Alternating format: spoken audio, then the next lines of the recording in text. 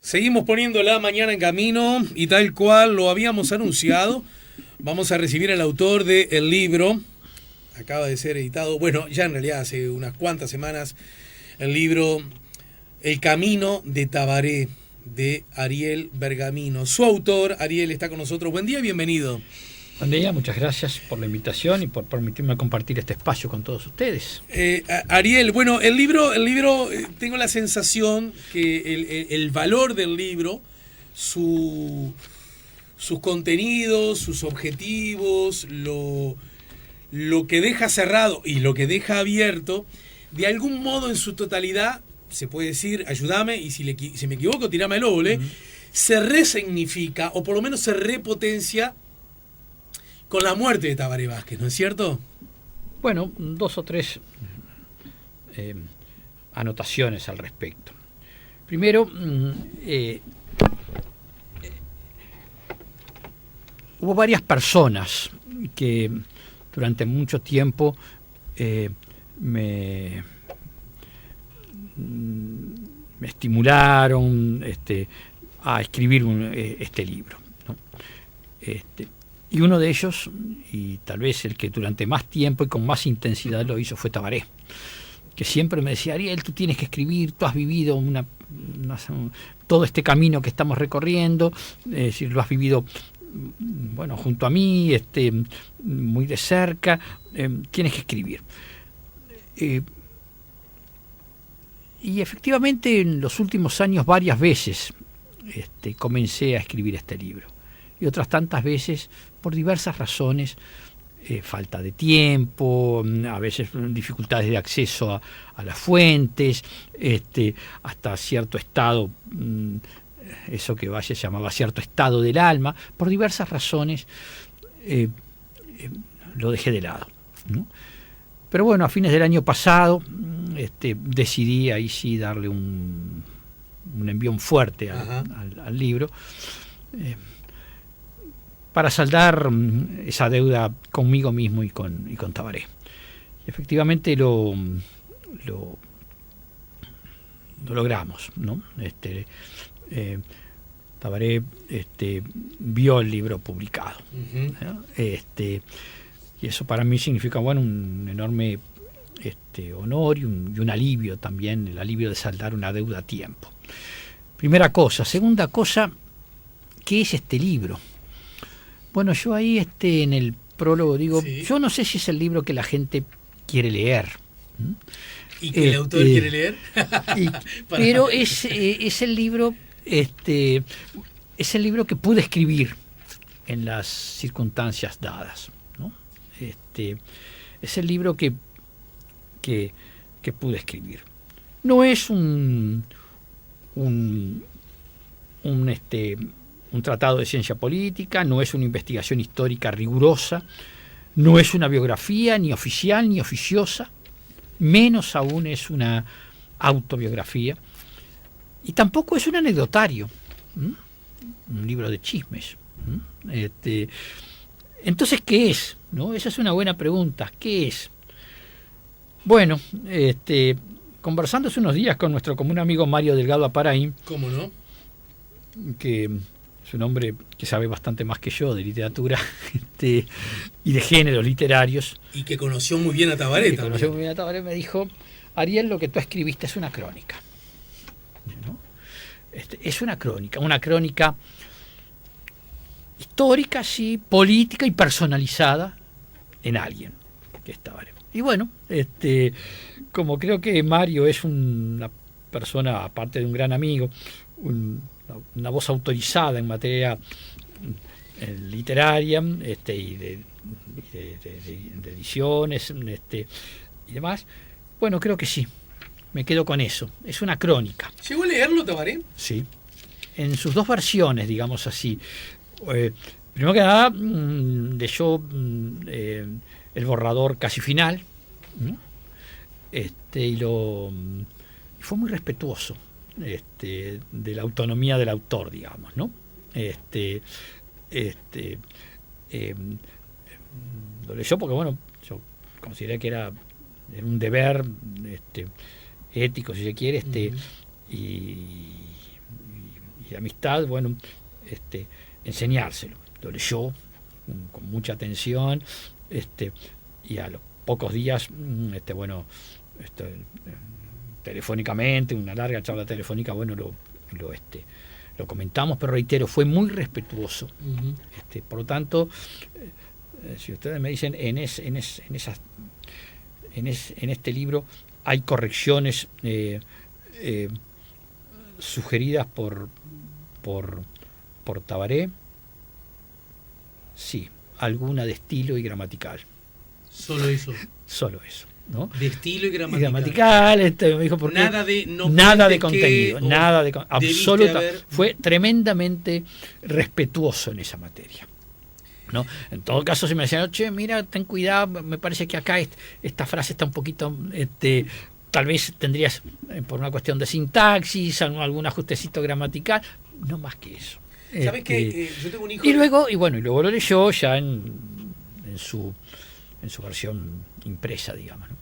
Si acá entrara mi hijo de 7 años, Juan, y yo le dijera algo acerca de vos con relación al expresidente, ¿qué debería decirle? Mirá, estoy conversando con Ariel, que lo acompañó durante 30 años.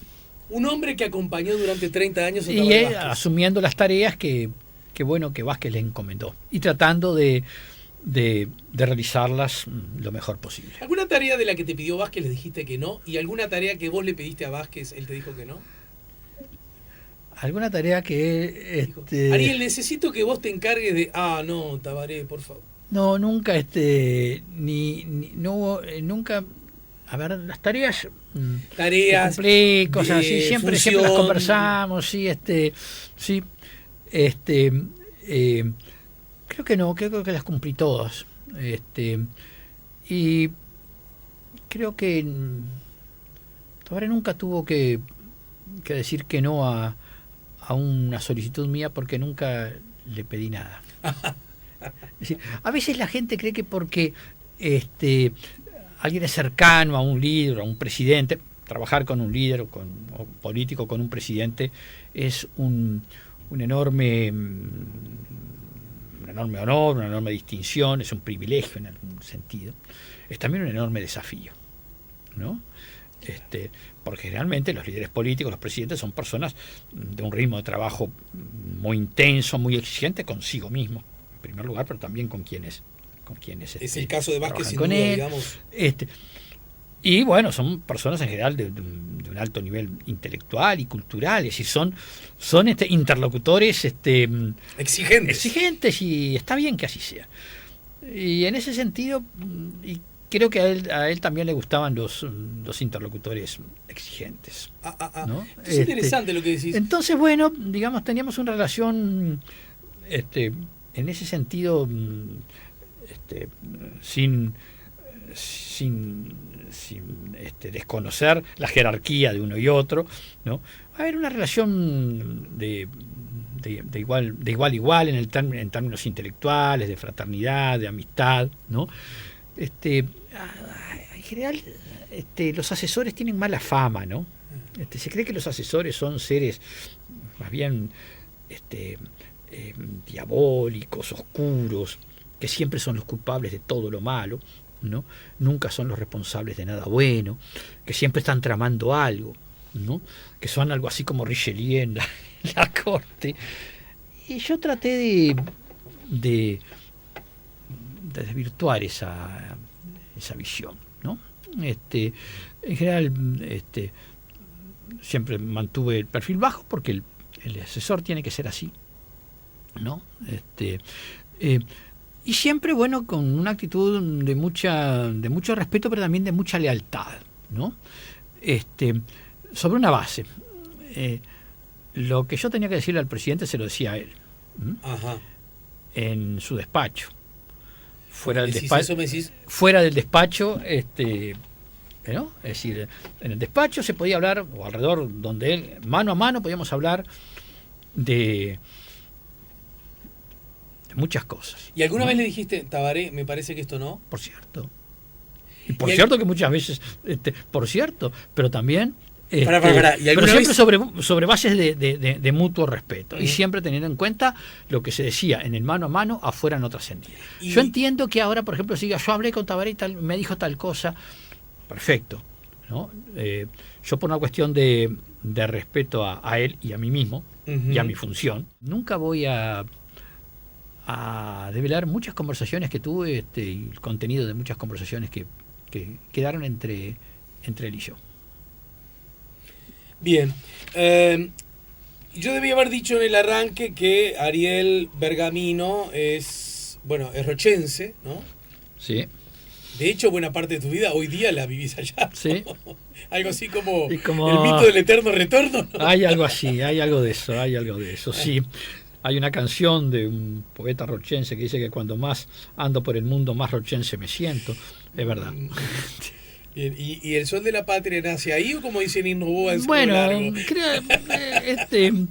tal vez tenga razón Rodolfo en términos científicos, pero que el sol nace en Rocha está escrito en el escudo de nuestro departamento y en nuestro himno. así que bueno. Vos sos hijo de una peripecia histórica por la fecha en que naciste, sos del 55. Sí. Es decir, que el desencuentro entre los orientales en su quizás máxima expresión, ¿no es cierto? La que tenía que ver con que, la institucionalidad se caía resquebrajada, de que había organizaciones sediciosas, de que el Estado se había vuelto autoritario y que desemboca en la dictadura, Sí, lo viví te encontró lo a viví vos muy intensamente, ¿no? Por decirlo de alguna manera, mi familia, mis padres no eran rochenses, ¿no? Fueron a Rocha por razones de trabajo, ¿no? Y allí se radicaron, bueno, y formaron su familia, ¿no? De hecho, el único de la familia que nació en Rocha Sos vos. soy yo. El único rochense con... mi padre tenía 2 o 3 pecados ante la sociedad rochense. Primero eso, no era rochense. Segundo, era un profesional, sí, un profesional universitario. ¿Qué profesión tenía? Era tu padre? ingeniero agrónomo. Pero era un profesional un poco peculiar. No tenía chapa de bronce en la puerta de la casa. Y no integraba ni el Rotary Club, ni el Club de Leones, ni ninguna de las agrupaciones que nucleaban a las fuerzas vivas del departamento. Ese sentido era, para un profesional en el Rocha de aquel tiempo, era un poco peculiar. Y por si todo esto fuera poco, era socialista. Era socialista. Bicho raro. Que poco se le... es decir, era como que, bueno, sí, es buena gente, es un gran profesional, muy respetado y todo, pero estaba aquel pero. Y ese pero en la década del 60 lo sufrió mucho. Hay un excelente libro de Magdalena Broquetas, Uh-huh. ¿no? Que se titula algo así como... Broqueta es la historiadora, estamos hablando, ¿no? Sí. Se titula algo así como Derecha y violencia política en Uruguay, la trama autoritaria. Exacto. Que es una excelente investigación sobre los grupos de extrema derecha que operaban en Uruguay a principios de la década del 60. Pero ¿ustedes fueron víctimas? ¿Tu papá fue víctima de alguna de esas acciones? Sin duda. Ariel, yo lo viví, a ver, lo que pasó? cuenta, Contame. lo que cuenta Broquetas, yo lo viví. Incluso cuando presentó el libro,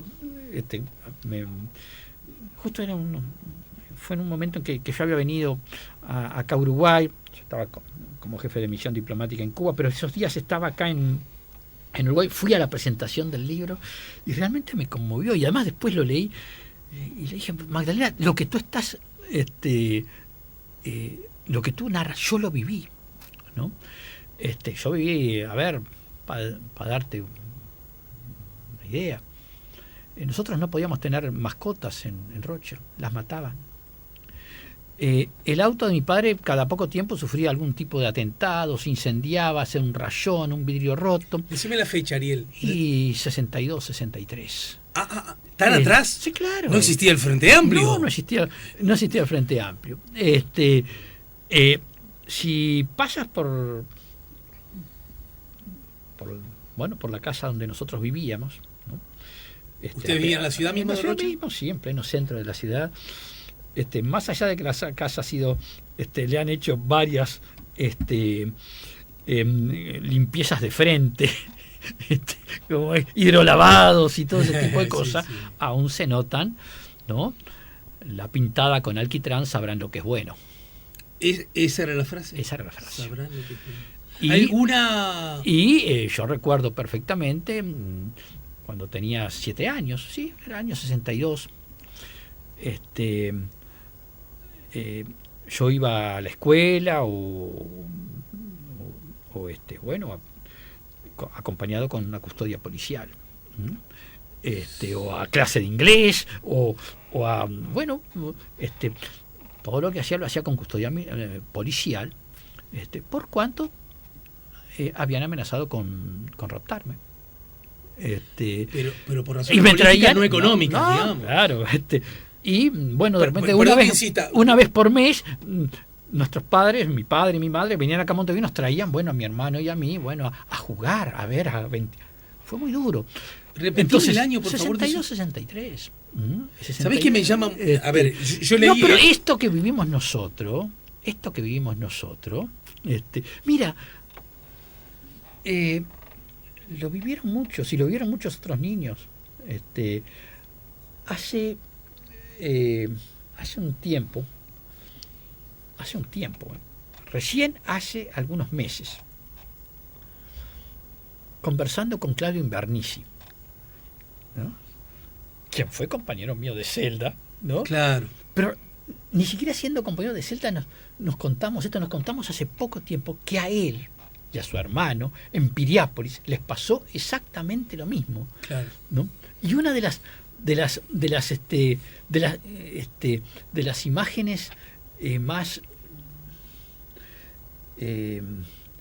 vívidas que él tiene de su niñez es ver a su padre, el Tola, ¿no? El Tola, tomando recaudos por si había algún ataque a sus hijos. Eso también yo lo recuerdo de mi padre, ¿no? Si no fui el único, ¿no? Es decir, no fui el único, ¿no? O muchos en la década esa. Cuando nació el Frente Amplio, cuando vino el Frente Amplio, que en Rocha no fue fácil, ya la cosa estuvo más repartida, no éramos los únicos. Claro. No éramos los únicos. Bueno, entre otras cosas porque había más, ¿no? Porque había más, entonces no habían los únicos. Había más, pero igual eran pocos, ¿no? En proporción y viéndolo con la mirada histórica. Entonces, esas cosas te marcan, te moldean, ¿no? Por lo tanto, yo solo lo viví de muy niño. Y sí, ya siendo adolescente. ¿Y no joven, alimentan cierto espíritu revanchista? No. Yo quiero a Rocha. Y me siento rochense. ¿Alguna vez tuviste eras un gurí por lo que acabas de decir, pero tuviste la oportunidad de hablar de forma más horizontal, en un casi mano a mano, con los perpetradores o al menos identificados con esa violencia cotidiana? Algunos, yo era un niño en aquel entonces, después tuve, cuando fui mayor de edad, a los 18 años, 19 años, 20 años, estuve preso en Rocha. 55, 65, 75, ahí ya estamos en dictadura. Preso en Rocha, después, conozco, sí, conozco a algunos. Los conozco, pero sabes, con el único que hablo de todos ellos es con el Mochuelo Molina. ¿Y sabes quién es el Mochuelo Molina? Era un soldado raso, que cuando estábamos presos nos trató con respeto, nos trató con respeto. ¿Dónde estuviste preso? En Rocha. ¿Pero en qué en el batallón? En el batallón. Era un soldado raso que nos trató con respeto. ¿El respeto cómo se evidenciaba en aquella El respeto, coyuntura? en primer lugar, se evidenciaba en no molestarte, primero que nada, no molestarte. Y Perdón que insista, ¿qué sería molestarte en ese contexto? no pegarte. Otros te No pegaban insultarte. por pegarte, te insultaban Sí, por insultar. insultarte. No, entre comillas, buscando información. Bueno, eso era. Bueno, no por- pero más allá de los interrogatorios, bueno, el hostigarte, el pegarte, el insultarte, lo trató con respeto. No a mí, sino a muchos, a otros detenidos que habíamos ahí. Y bueno, sí, a veces, cuando estaba de guardia, pasar cerca tuyo y dejar caer una manzana, ¿no? Un pedazo de pan, ¿no? Eso ocurrió. Eso ocurría. Yo creo que lo hablábamos hace unos días porque de estos casos hubo varios, muchos, te diría yo. Es verdad, yo creo que nosotros tenemos que señalar, sí, aquellos miembros de las Fuerzas Armadas que realmente tuvieron conductas violatorias de los derechos humanos, irrespetuosas y aberrantes. Pero también en algún momento tenemos que homenajear, ¿no? A aquellos soldados rasos, muchos de ellos soldados rasos, ¿no? Que sin embargo tuvieron una actitud de muchísimo respeto y que se jugaban su trabajo, ¿no? Porque si eran sorprendidos en estas actitudes, eran sancionados y dados de baja, ¿no? Entonces yo creo que en cierta forma hay que respetar, ¿no? Y al Mochuelo, que ya está muy viejito, por cierto, yo cada vez que voy a Rocha voy a verlo, ¿no? Se dio una situación muy, muy peculiar. La primera actividad que tuve cuando asumí, Digamos, en el último tramo de en el tu 17 trayectoria, ¿no? fue un consejo de ministros que precisamente se realizaba en Rocha. Fue la primera actividad. Yo asumí un viernes y el lunes tuve esa actividad en Rocha. Creo que también fue, me pregunto si no habrá sido también una travesura de Tabaré, ¿no? Es decir, hacer que la primera, justo que además Rocha. justo yo asumí un viernes de mañana y un viernes de tarde quedé como ministro interino porque Rodolfo viajaba a Naciones Unidas. Rodolfo Linova. Entonces mi debut fue como subsecretario fue como ministro interino en un consejo de ministros en Rocha. Y terminado el consejo, Aníbal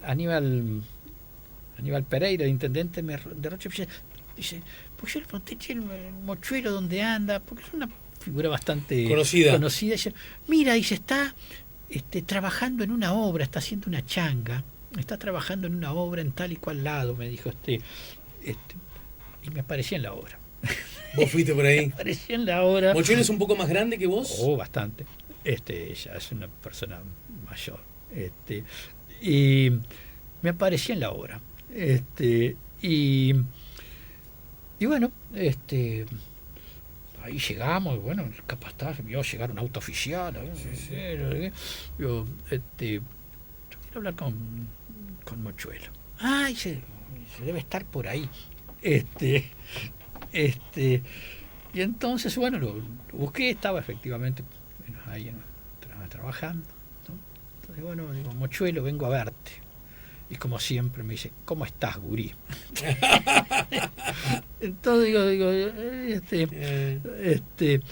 me dijo, digo, bueno, tú no eres consciente del valor de la valentía, de la dignidad y la valentía de tu actitud. ¿Y qué te dice cuando vos...? Y me dice, ¿sabes una cosa, gurí? Dice, es capaz que en el estadio, en un partido de fútbol, en el estadio, capaz que nos podíamos fajar. Ahora, a un hombre atado y encapuchado no se le pega. ¿No? Y es así. Y yo hice lo que tenía que hacer. Nada más. Es decir, esa sencillez, la sencillez de lo bueno, de lo digno, ¿no? de la integridad. Es decir, yo creo que eso debemos reconocerlo, ¿no? Y mira que al Mochuelo no solamente lo reconozco yo, que estoy acá, sino muchos de los que estuvimos presos en el batallón de Rocha, lo reconocemos. Y no es el único, hay muchos mochuelos. ¿Sabés, Ariel, que yo preveía que podía pasar lo que está pasando en esta charla, porque la excusa había sido, y es, el libro y su contenido, que la pucha. Sí. Pero no nos dejemos presionar. Pero quiero decir, sigamos la charla, porque hay algo, a propósito de lo que decís, un dato: la trama autoritaria, derechas y violencia en Uruguay, 1958-1966, el libro de Magdalena. Estoy esperando Roquetas. el segundo volumen de esa obra. Claro, Magdalena lo prometió, pero hasta ahora...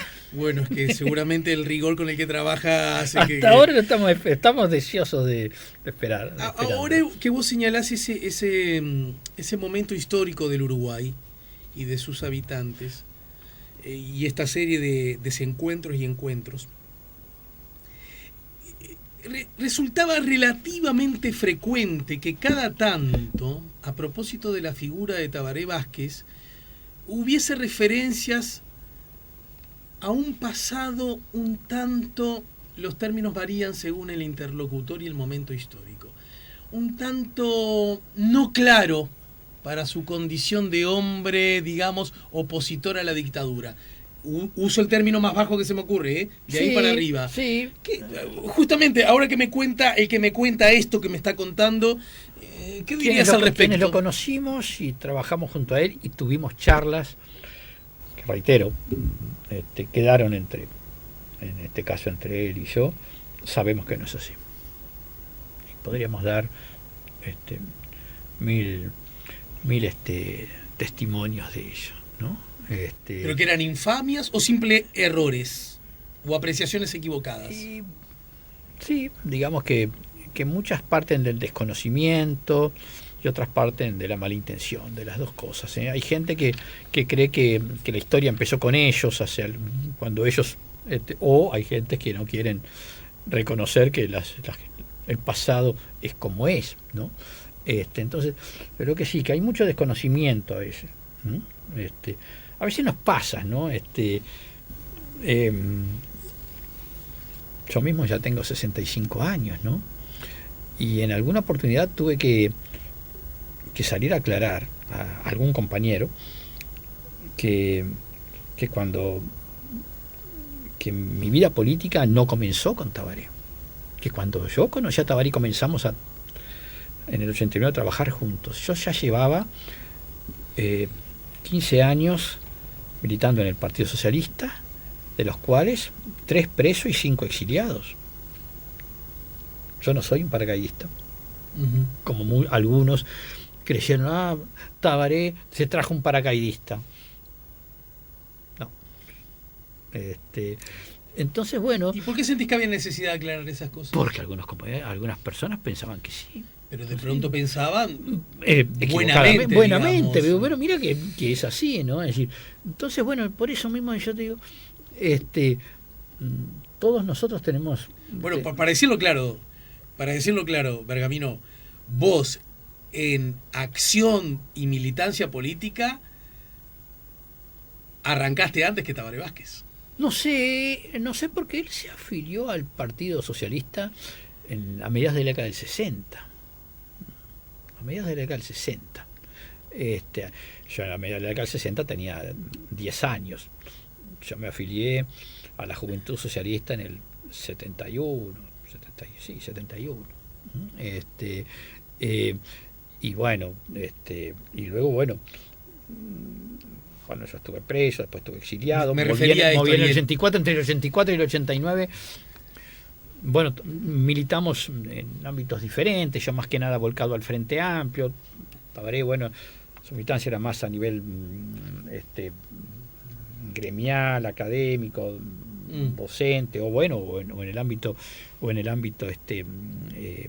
vecinal, comunal, territorial, en La Teja, o a nivel de gremialismo deportivo. ¿Y también. cómo le conociste? Vos lo contás en el libro, Ahí pero está. ¿cómo? Sí, por eso. Ahí está, fue así, cuando comenzó a manejarse la posibilidad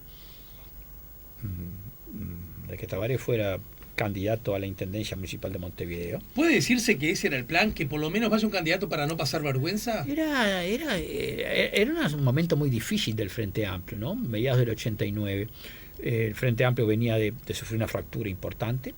El PGP, liderado por Batalla, y el PDC se habían retirado del Frente Amplio en un proceso que fue muy, muy dilatado y muy doloroso, ¿no? Y bueno, a mediados de abril, el resultado del plebiscito había sido, para derogar la ley de caducidad, había sido adverso a dicha derogación que impulsaba el Frente Amplio. Era un momento difícil. Astori, a quien en algún momento se manejó que podía ser candidato a intendente, optó por acompañar a Sereni en la fórmula presidencial y ser el primer candidato de todas las listas, recordemos, ¿no? Candidato común, sí, ¿no? Sí, en primer lugar al Senado. Y Arana decía que bueno que él no consideraba que era adecuado, era oportuno ser. Arana había sido el candidato. Y un muy buen candidato. En el 84. Muy buen candidato. Era el candidato natural en el 89. Pero con ese especial humor que tiene Mariano, dice, no hay cosa más antinatural que los candidatos naturales. Por lo tanto, conmigo. Y nosotros no, en fin, pensamos que Mariano estaba un poquito, en fin, que lo decía, pero que finalmente iba a aceptar. Estaba mimoseando, pero que iba a agarrar. Pero lo cierto es que pasaba el tiempo, Mariano no se mantenía en sus 13. Y bueno, y en una reunión que 3 compañeros del Partido Socialista, que eran quienes llevábamos la política municipal en el partido, Ernesto de los Campos, Pedro Apesteguía y yo, estuvimos con Arana en su casa, estábamos conversando, y casualmente bueno, Mariano, tienes que ser tú, por tales y cuales razones, pero además el otro argumento era, si no eres tú, ¿quién? Ernesto de los Campos tenía la asombrosa costumbre de peinarse la calvicie a cada rato. Sí, es verdad. Muchos de quienes tuvimos el privilegio. Yo hago un paréntesis, un pie de página. Esto lo dice quien tiene un pelo casi perfecto como vos, ¿verdad? No, pero no estoy jugando, Pergamino. Ernesto de los Campos tenía la asombrosa costumbre de peinarse la calvicie a cada rato. Muchos de quienes tuvimos el privilegio de conocerlo adjudicábamos ese gesto a cierta timidez. Otros lo atribuían a una indisimulable nostalgia.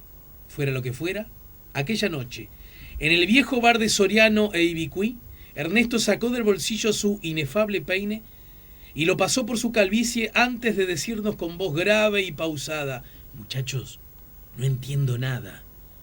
También Pedro Apesteguía y yo habíamos salido entre atónitos y despavoridos de la casona contigua que aún alberga el Centro de Oncología y Radioterapia, tras la primera reunión que mantuvimos con el entonces probable candidato del Frente Amplio a la Intendencia Municipal de Montevideo. Sí, fue así. Mariano les dice entonces, yo no. Pero Mariano, en esa reunión, que le decimos, bueno, si no eres tú, ¿quién? Señalando en la mesa alrededor de la cual estábamos sentados, había un periódico, estaba doblado el periódico así, y justo estaba la foto de Tabaré y una nota a Tabaré por la Liga Universitaria de Deportes. Entonces cuando le preguntamos eso, bueno, Mariano, si no eres tú, ¿quién? Mariano, señalando la foto, dice, ¿y por qué no este muchacho? ¿Por qué no hablan con él? Es socialista, médico, hombre ligado al deporte, ha hecho una excelente gestión en la Comisión Nacional Pro Referéndum, ¿no? En cuya mesa directiva integraba. ¿Por qué no hablan con él? Nosotros ahí quedamos también bastante atónitos y salimos despavoridos a Casa del Pueblo a transmitir esto. Bueno, a José Pedro Cardoso, a Guerrero, a la dirección del partido. Mire, Mariano no, pero plantea esto. Bueno, se hacen gestiones con Tabaré. Pero acá quiero que me expliques algo que a mí no me quedó del todo claro. ¿Por qué eran ustedes los socialistas? ¿Por qué no era una gestión más de carácter? No, a ver, gestiones había. ante Mariano había gestiones Pero colectivas de la mesa del frente. No solo los socialistas querían que fuera Mariano, claro, ¿no? Claro, ¿no? Entonces desfilábamos por la casa de Mariano. Desfilábamos por la casa de Mariano. Entonces, esa noche nos tocó a nosotros, ¿no? Está bien. Y bueno, y ahí fue, fue donde se plantea, bueno, se conversó con Tabaré tomó unos días para pensarlo, finalmente accede a que se maneje su nombre, como probable candidato a la intendencia. Y también lo que pide es, que algunos compañeros que están vinculados a la política municipal, estén cerca de él para, ir adentrándose en la temática municipal, ¿no? En fin, tomando conocimiento de todo lo que hace a la política municipal y a la intendencia municipal de Montevideo. Y como los compañeros que llevábamos la política municipal en ese momento en el partido éramos nosotros, uh-huh, más el Yuyo Melgarejo también, que era edil, ¿no? Bueno, fuimos a esa primera reunión. Fuimos, en aquel tiempo no existían computadoras, ni discos, ni pendrive, ni discos extraíbles, ni memorias. No, aparecimos en el consultorio con 3 biblioratos inmensos. Ahí estaba todo nuestro saber sobre política municipal. Todos los antecedentes estaban ahí. Eran inmensos aquellos biblioratos, ¿no? Eran indigestos, digamos, ¿no? Pero bueno, al poco rato de comenzar a conversar con Tabaré, comenzó a preguntar y hacía preguntas muy precisas, ¿no? Es decir, tú a veces es una buena manera de saber, de medir o de acercarte o de valorar la inteligencia, la agudeza, la lucidez de una persona. ¿Cómo pregunta? Preguntaba muy precisamente y en temas. Y al poco rato también ya nos estaba diciendo, porque cuando estemos en la intendencia, cuando nosotros nos mirábamos, hace 20 minutos estábamos hablando con él, todavía tiene los biblioratos ahí arriba de la mesa, todavía no los ha abierto, pero sin embargo ya está hablando de cuando seamos intendentes, cuando estemos en la intendencia, y es terminada esa reunión, ¿no? Nos vamos, sí, ahí a un bar que había en Soriano y Ibicuí, y es ahí mientras esperábamos que nos trajeran algo para tomar.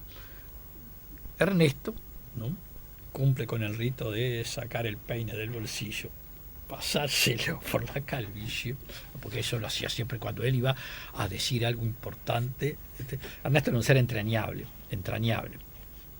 aparentemente muy serio, muy sobrio, pero sin embargo de una capacidad, de un afecto, de una, ¿no? Entonces, él cuando iba a decir algo importante se pasaba el peine por la calvicie, lo guardaba, todo el mundo estábamos expectantes. A ver qué se viene. Y dice: muchachos, no entiendo nada, cree que vamos a ganar. Pero lo cierto es que... Pero para Ariel, porque a mí me gustaría, porque de verdad que las chances de ganar eran pocas, ¿no? Pocas. Pero sin embargo, así era Tabaré. ¿No? Irresponsabilidad, no. Soberbia, tampoco. Convicción y confianza. Y perseverancia para trabajar. Y esa convicción y esa confianza nos la transmitió rápidamente al equipo, que una vez que fue designado candidato a intendente de Montevideo, esa misma confianza la transmitió al pequeño equipo de campaña, y esa misma confianza la transmitió cuando asumió el 1 de marzo, como el 15 de febrero del 90, como intendente. Allá en la Plaza Lafone.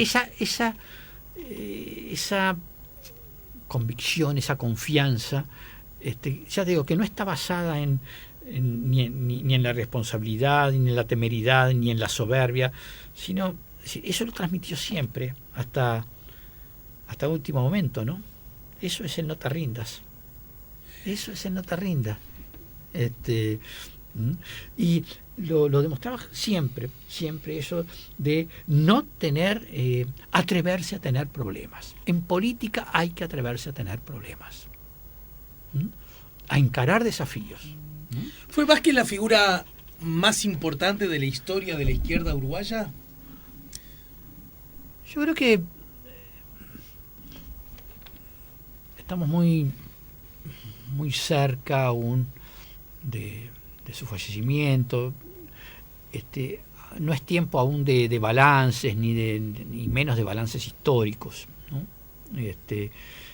Ya llegará el momento de hacerlos, y tal vez no seamos nosotros los más indicados para hacerlo, pero sin duda alguna es una figura ineludible para entender y para seguir el proceso de la izquierda uruguaya, y yo no solamente de la izquierda, del sistema político uruguayo en los 30 años que van desde el 90, desde 1990 al 2020, en esa transición del siglo XX al siglo XXI. ¿Cuándo empezó o cuándo terminó el siglo XX en Uruguay? Bueno, tú arrancas justamente el libro definiendo que... ¿O cuándo terminó?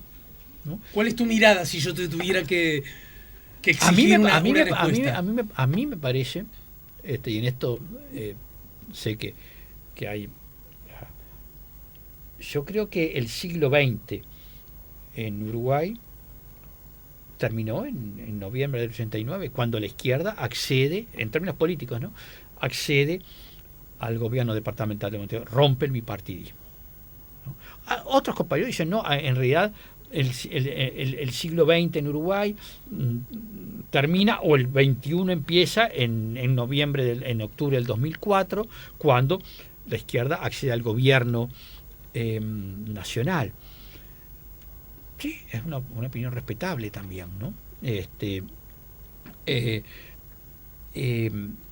Pero a mí, yo creo que la política no es solamente razón, sino también emoción.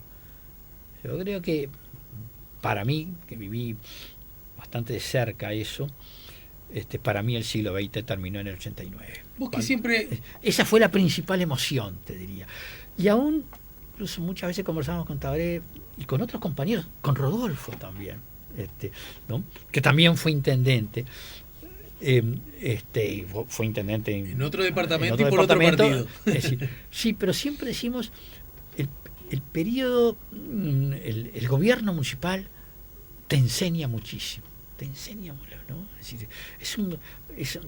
decir, por la diversidad de temáticas que hay planteadas, por la proximidad a la gente, ¿no? Carolina Cose lo estarás aprendiendo eso. A ver, lo hemos conversado con Carolina también. Mira, nosotros decimos, a ver, durante 30 años te puedes imaginar que en el gobierno nacional, en la presidencia al frente y demás, hubo muchos momentos lindos, ¿no?, emotivos.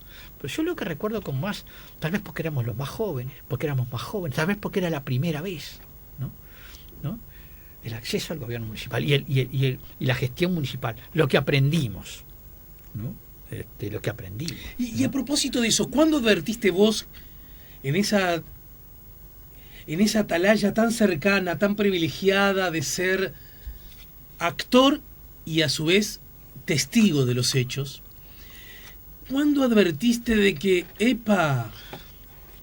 este está para jugar más tiempo y en la otra cancha grande? Inmediatamente después de...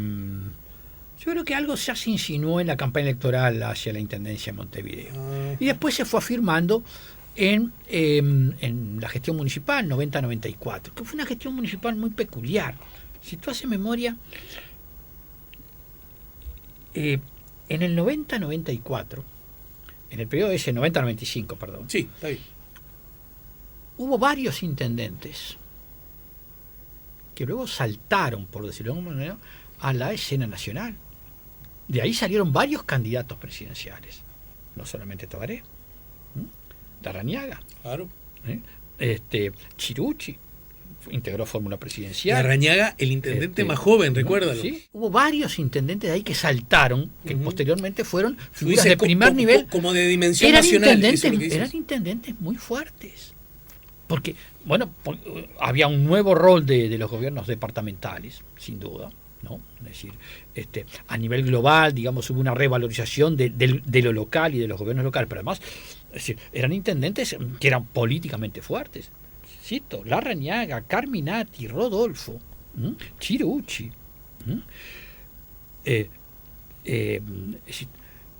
digamos, bueno, Tabaré, pero también ya se veía Tabaré se veía ya que era además no solamente porque era el intendente de Montevideo, que siempre es el municipio donde se concentra la mitad de la población del país, pero ya se veía así, que ahí no estaba solamente ante un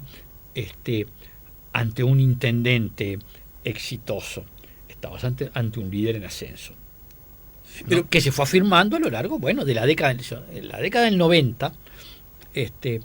Fue una década de emergencia y consolidación del liderazgo de Tabaré. Pero a ver, una consolidación, un camino que no fue fácil. A Tabaré nadie le regaló nada. Nadie le regaló nada. Ni de afuera ni de adentro. Entonces, a veces tenemos Ariel, ni de afuera ni de adentro. Tenemos una visión, a veces el paso de los años tiende a edulcorar las cosas, ¿no? El camino de Tabaré fue un camino duro. Ni qué hablar los adversarios de afuera, ¿no? Yo creo que si tú haces yo ahí en el libro cito varios editoriales y análisis, cito a varios políticos, cito a varios periodistas, ¿no? Cito a varios académicos. Sería bueno hacer un ejercicio, extraer de esas citas los adjetivos. Claro. Duros. Durísimos. Bueno, en algún caso, casi ofensivos, ¿no? En algunos, en varios. ¿No? Ofensivos, agraviantes, llenos de clasismo, ¿no? ¿Quién es este chiquilín? Porque, a ver, digámoslo claro, Ariel. Lucía como un sapo de otro pozo, ¿no? Sí, ¿no? Es decir, entonces, habían, es decir, a ver, entonces, ojo con las visiones edulcoradas, ¿no? Y bueno, y en el frente, en la interna, no hubo ese nivel de virulencia, no de destrato, no, sin duda, no, para nada, pero hubo competencia, clarísimo, ¿no? Y Tabaré, bueno, no había razones para que no lo hubiese. Claro, ¿no? Y no está mal, pero entonces el camino de Tabaré no fue un camino idílico. De rosas, para utilizar su segundo apellido. Yo no lo quería utilizar por eso, pero bueno, no fue un camino duro. ¿No? Por eso mismo cuando ahora, por ejemplo, se habla de la situación del frente, que es una situación sí difícil, ¿no? ¿No? Bueno, mira que el frente ha tenido muchas situaciones difíciles y no hay liderazgo que emerja y se consolide sin tensiones, sin dificultades. Las hubo. Yo creo que no debemos olvidar eso, no con ánimo de venganza ni de pasar factura, no, porque fue así. Claro, entiendo. El pasado es como es, no como me gustaría que fuera, ¿no? Entonces, esto de entonces ya llegará el momento de hacer esos balances. No es por cierto, donde bueno, aún su figura está presente, en fin, todos estamos muy sensibles, ¿no? Pero el camino de Tabaré, quien crea que fue fácil, se equivoca. Pero ¿de verdad tú crees que hay gente que cree que fue fácil? A veces yo he leído en los últimos días algunas columnas y demás que parecería que sí, y que todo fue armonía, y que todo fue respeto, y que todo fue caramba. Reitero, hagamos el ejercicio de extraer de las citas de ese libro los adjetivos que le dedicaron a Tabaré adversarios, periodistas, columnistas, politólogos. Recuérdame alguno de esos adjetivos. Por ahí están, ¿no? Persona absolutamente impredecible, ambigua, vacío, A ver, por ahí sería bueno recordar vamos a citarlo, porque, a ver, recordemos las citas, los editoriales de Posada en búsqueda, Sí, bueno, los de Gianelli en búsqueda. Justamente lo estoy ¿No? buscando Ja, ja, ahora. ja. Este señor, en su ignorancia, dice que va a ser consejo de ministro en un galpón en Zapicán. Desde Búsqueda, los columnistas Daniel Gianelli y Tomás Lina aportaban su cuota a tal estrategia, desarrollando análisis sobre las irreconciliables contradicciones entre radicales intransigentes y moderados dialoguistas a la interna del Frente Amplio, y contrastando la falta de preparación, conocimiento Improvisado. y dedicación. Porque una cosa, yo recordaba el otro día, hubo un momento en el que se puso de moda sugerir que Tabaré Vázquez era un poco vago, que Sí, trabajaba poco. Nosotros, quienes trabajábamos. ¿Recuerdas ese momento, no? Sí, En el que nosotros quienes trabajábamos con él, bueno, en la intendencia o en la presidencia al frente o en la presidencia de la República, es decir, decíamos, menos mal que Tabaré al mediodía se va a su casa a almorzar, ¿no? Porque si se quedara, era un ritmo de trabajo siempre en un clima de tranquilidad, de silencio, de sobriedad, pero era un trabajador intensísimo. ¿Pero por qué crees que se generó esa idea? Sí, bueno, y sí. ¿Como parte de esa campaña, decías tú? No. ¿O prejuicio sí, de desconocimiento? También, porque, bueno, tú puedes estar en tu despacho 8 horas al día, puedes estar haciendo videojuegos, ¿no?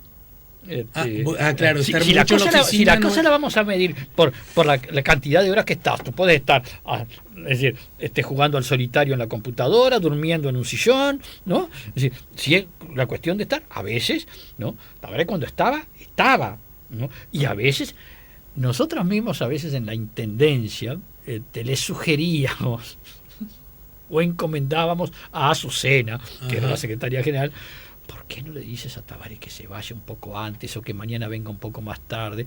Porque, y él entendía, ¿no? Y él entendía, está bien, dice, lo tengo cansado, bueno, mañana vengo un poco más tarde, no, bueno, mañana, hoy me voy un poco más temprano.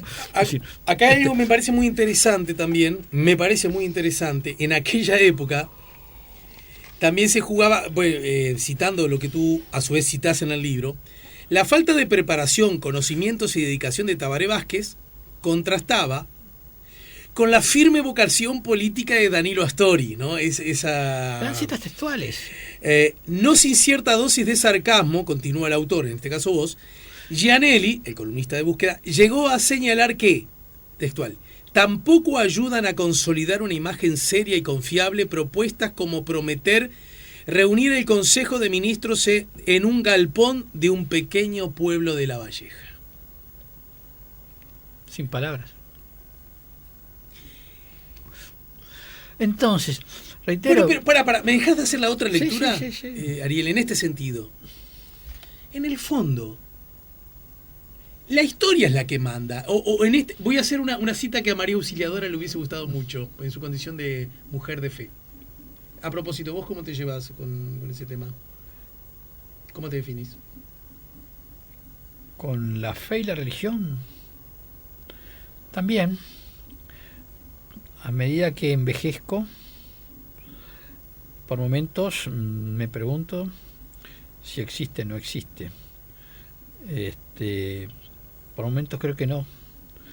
Por momentos desearía. Y creo que a todos nos pasa. Mira, te voy a hacer una confesión. Siendo embajador en Cuba, fui uno de los pocos embajadores que fui recibido por Fidel Castro. Un día me llaman de su equipo, dice, Fidel ya estaba retirado, digamos. Dice, el comandante quiere hablar contigo. Te espera en tu casa mañana a tal hora. Ah, ¿tú no habías pedido la...? No, para nada. Ella estaba retirado, ya estaba en proceso, estaba anciano y bastante frágil. Bueno, llegó a la casa. Ahora te pusiste un poquito nervioso, me imagino. Sí, pero... ¿O no? Sí, no, claro. Pero a poco de comenzar la charla, ya... Pero pará, no saltes tan rápido. Pará, te dice, mañana, ¿cómo fue la cosa? Sí, prepárese que lo pasamos a buscar y lo llevamos a hablar con el comandante. En su casa, donde él vivía. En su casa, que era en el mismo barrio donde vivía yo, ¿no? ¿Qué, para el lado de Miramar? Sí, el barrio Siboney. Sí, ahí estaba su casa. Me vienen a buscar, bueno, me llevan a la casa. ¿Para cómo era la casa de Fidel Castro? Una buena casa, pero nada ostentoso, una casa cómoda. Esas típicas casas habaneras de la década del 50, muy parecidas, por ejemplo, a los chalets que vemos acá en Las Toscas o en Atlántida de esa época. Así, esas, ¿no? Él me recibe, pese a que... ¿Equipo deportivo? Como sí, pese a que bueno, ya tenía ciertas dificultades de movilidad y demás, me reciben en la puerta de su casa. Entonces me recibe ahí, bueno, ¿cómo estás? Un anfitrión, bueno, vamos a pasar a la sala acá. Y comenzamos a conversar y la verdad que las conversaciones a los 5 minutos fue una conversación muy... Yo ya estaba muy mano a mano, ¿no? Y bueno, y tenía ahí... Tenés fotos de eso, ¿no? Sí, hay... Entonces me comenzó a contar casualmente... me comenzó a hablarme de sus años, de su niñez, y bueno, que él había sido educado en un colegio religioso, ¿no? Sí, claro. Entonces, bueno, que había tenido, y que él bueno, era un chico bastante inquieto, y que era bravo, su disciplina no era la mejor, y que bueno, y que él recordaba, bueno, siendo niño, un día que uno de los maestros de él, uno de los curas, lo había abofeteado, ¿no? Y que él a eso dice, no me olvido más, dice pero que ahí, sí, bueno, es cierto, dice que yo era bravo, dice, yo fumaba en el baño, entonces, bueno, pero eso. Pero la bofetada. Y ahí empezó una larga a hablar de religión, ¿no? Y yo en un momento le dije, comandante, le voy a hacer una pregunta, usted me la contesta si quiero, si no quiere no me la contesta, digo, ¿usted cree en Dios? Cuando dije eso yo misma dije, bueno, acá se acabó la reunión, ¿no? Acá ya, viste, lo dije, digo, acá se acabó la audiencia. Entonces él se sentaba en un sillón bastante parecido a estos, un sillón alto que quedaba bastante cómodo ahí. Y yo vi que él saltó de la silla, me dice, no, me dijo. Pero no creas que a veces no me lo cuestiono, ¿eh? Entonces bueno, y después seguimos conversando. Fue una conversación súper amena, a tal punto que, bueno, yo ya era última hora de la tarde y me parecía que ya era un poco tarde. ¿De cuánto tiempo fue la charla? Fueron 3 horas. ¿3 horas? 3 horas. Y a mí me pareció, él me dijo, ¿por qué no te quedas a cenar con mi esposo y conmigo? Y a mí me pareció que era un exceso. Digo, no, comandante, en fin, ha sido una charla gratísima. Hubiera quedado, Bergamín. Entonces, no, pero quédate, dice, mira, la esposa dice, vamos a preparar un arroz, dice, un arroz, dice, quédate, dice, bueno, y yo, no, dice, entonces me dice, ¿qué tienes que hacer mañana de mañana? Digo, mírate. Bueno, me dijo, bueno, está bien, si hoy no puedes, dice, ¿y mañana qué tienes que hacer? Le digo, no, comandante, ¿por qué no te vienes a conversar de vuelta de mañana conmigo un rato? Y pues yo si no me aburro. Entonces, y bueno, y fui. ¿Fuiste el otro día? Y seguimos charlando. Pero te transformaste en una... Fueron esas cosas Pará, que... Ariel, esto no lo has contado muchas veces, por lo menos nunca, públicamente, muy creo. pocas ¿no? veces, lo he contado entre amigos, ¿no? Hubo también alguna otra vez también me tocó ser testigo de charlas muy bonitas de Tabaré con Fidel también, muy, muy amenas, muy fraternales también, ¿no? Sí, Yo le quiero contar a los oyentes que antes de la charla, esto no es ninguna infidencia, yo dije, alguna vez vamos a tener que charlar bastante sobre Cuba, y mirá vos cómo increíblemente vino a desembocar. Me hiciste acordar del libro aquel que seguramente vos lo leíste, yo lo leí hace muchos años, ya era bastante muchacho, Fidel y la religión, sí, las conversaciones con Fray Beto. ¿Te acuerdas que era esa dialéctica de charlas entre un hombre de fe y un hombre de un... Fidel era un individuo de un nivel intelectual muy alto, un nivel cultural, ¿no? Un nivel de información, pero de cultura en general, de cultura, con el cual podías hablar de literatura, de arte, de esto, de lo otro. Me acuerdo una vez que fuimos con Tabaré. ¿Tú eras embajador? Yo era embajador y Tabaré fue... ¿Estamos hablando de la primera presidencia de Tabaré? Debe haber sido era entre el 2010 y el 2015. O sea, Tabaré ya no era presidente. Ya no era en ese periodo entre las dos presidencias que Tabaré fue, y bueno, también, y lo acompañé a Tabaré a... ¿Pero que habrá ido por una cuestión médica? Absolutamente, un viaje absolutamente privado, bien, digamos, bien. En plan de descanso, y bueno,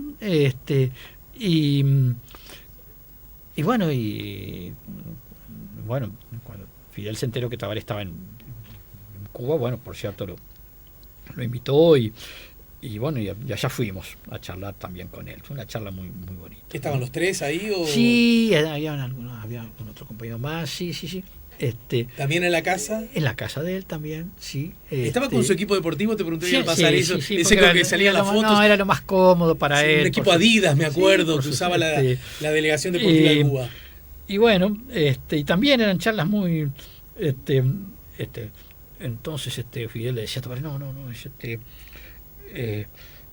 porque en la habitación, en el living, ahí donde había algún retrato de Fidel fumando, entonces Tabaré le decía, esos retratos, no, ya sé, no me digas nada, no me digas nada.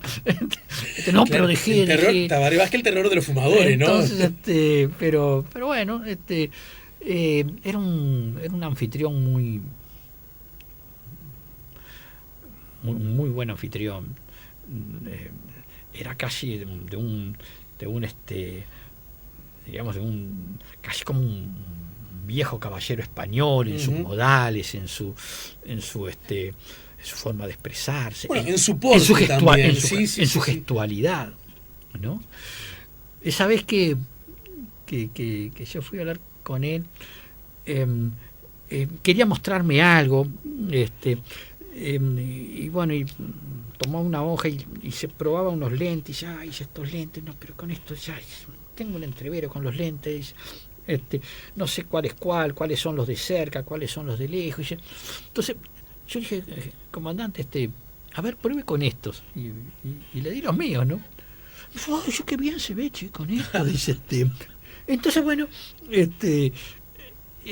leyó ahí, no sé qué, y la entrevista transcurrió y los lentes no volvían a mí, ¿no? Y bueno, y cuando ya estoy por irme, le digo, comandante, usted sabe que yo sin lente veo muy poco, digo, me dice, ¿te los tengo que devolver? Sí, digo yo. Pero además, digo, yo me hago los lentes en la misma óptica que se los hacen usted. No me diga. Y sí, así que... te quería expropiar los lentes. Bueno, está bien, dice, te los devuelvo. Así que mirá, bueno. Ariel, mira, ya me di cuenta de todo en esta charla. ¿Sabés de qué cosa primero me di cuenta? Que vamos a tener que seguirla otro día. ¿Cómo no? Con gusto.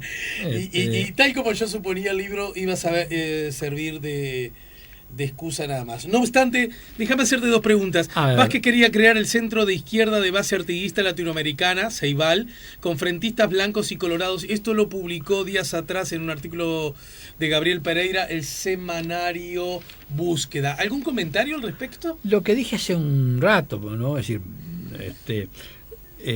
bueno, Gabriel tendrá sus razones para publicar esto. Yo en los 30 años tuve muchas charlas con Tabaré.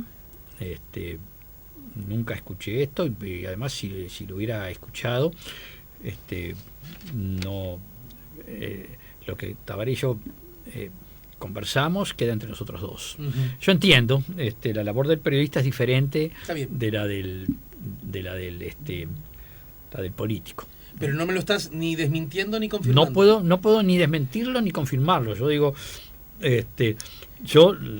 los diálogos entre Tabaré y yo quedan entre Tabaré y yo. Y en efecto él fue, como en el mismo artículo se dice, quien le sugirió a Valle la creación de la Comisión para la Paz.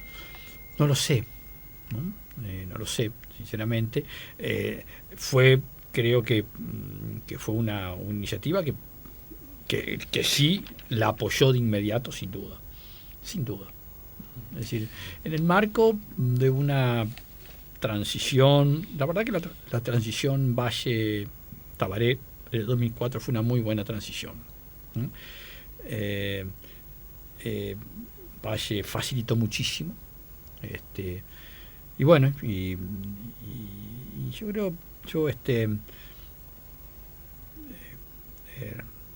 siempre, nunca conversé personalmente con Valle. Me hubiera gustado hacerlo. Qué paradoja, conversaste personalmente con Fidel Castro. Me hubiera gustado hacerlo porque me parece una persona tremendamente inteligente, culta, se notaba que era un conversador muy ameno. Muy ameno, sí. Me hubiera gustado hacerlo, ¿no? Me hubiera gustado hacerlo, pero bueno, no pudo hacerlo. Para terminar por hoy, pero mírame, a cuenta de más, ¿no? Sí, eso está no. fuera de discusión. Sí, cómo no. Yo soy de los que cree, lo digo sin ninguna duda, es decir, sin ningún complejo de nada, que la primera presidencia del Frente Amplio, por ende, la primera presidencia de Tabaré Vázquez, fue una presidencia que ha quedado para la historia de la República con un nivel de innovación solo equiparable a la segunda presidencia de Valle Ordóñez. Sí, tal vez fueron los hombres que pusieron al Uruguay en el siglo XX y en el siglo XXI respectivamente. Esto que nace como una consideración que luce elogiosa, también viene acompañada, y ahí viene la pregunta, ¿por qué lució tan, valga la redundancia deliberada, deslucida la segunda presidencia de Tabaré Vázquez? Por varias razones, un contexto mundial, regional diferente, un país que también había cambiado. Tal vez no supimos leer determinados datos de la realidad, o tal vez no supimos transmitir nuestro propio accionar, y tal vez también porque, bueno, es decir, acá, es decir, la capacidad de aprendizaje no es exclusiva de la izquierda, acá la derecha también aprendió. Es decir, y sin duda alguna, durante, es decir, cada vez se le hacía más urgente el desplazar al Frente Amplio del gobierno, y se preparó para ello y lo hizo bien. Es decir, yo creo que el presente que hoy tenemos, yo no uso a los demás como perchero donde colgar mis limitaciones, ¿no? Yo creo que tuvimos limitaciones, tuvimos dificultades, limitaciones, ¿no? Pero no dejo de reconocer que también la oposición aprendió y trabajó, es decir, para llegar a donde hoy está.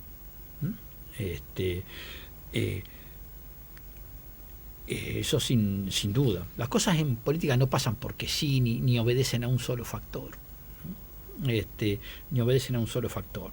Creo que hubo una serie de factores. De la misma forma también que hay una serie de factores que determinan que, bueno, que Tabaré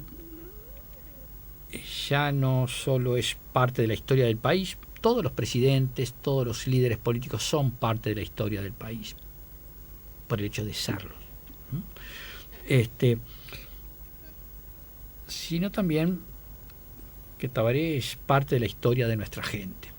No todos los que forman parte de la historia del país forman parte de la historia de la gente. Y eso se vio el día de su sepelio, ¿no? No todos los que forman parte de la historia del país forman parte de la historia de la gente. Tabaré, sí.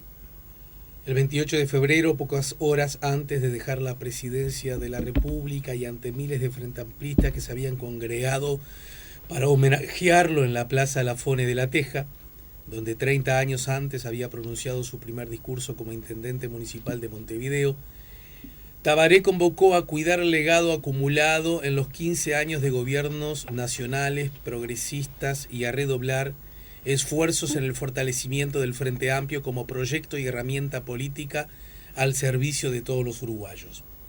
Si en aquel febrero del 90 nos había pedido no dejarlo solo, en este febrero del 20 nos pidió no resignarnos ni rendirnos, ni resignar lo logrado, ni renunciar a un futuro mejor y posible para el Uruguay. No fue una despedida, es un renovado compromiso. Esto es lo que escribís como palabras finales de este libro, El Camino de Tabaré. ¿Solo para frentamplistas? No, para todos. Como fue el camino de él. Bergamino. Y como fue mi intención escribir ese libro. Lo dicho, la seguimos más temprano que tarde, ¿sí? Gracias. Volvemos en cualquier momento.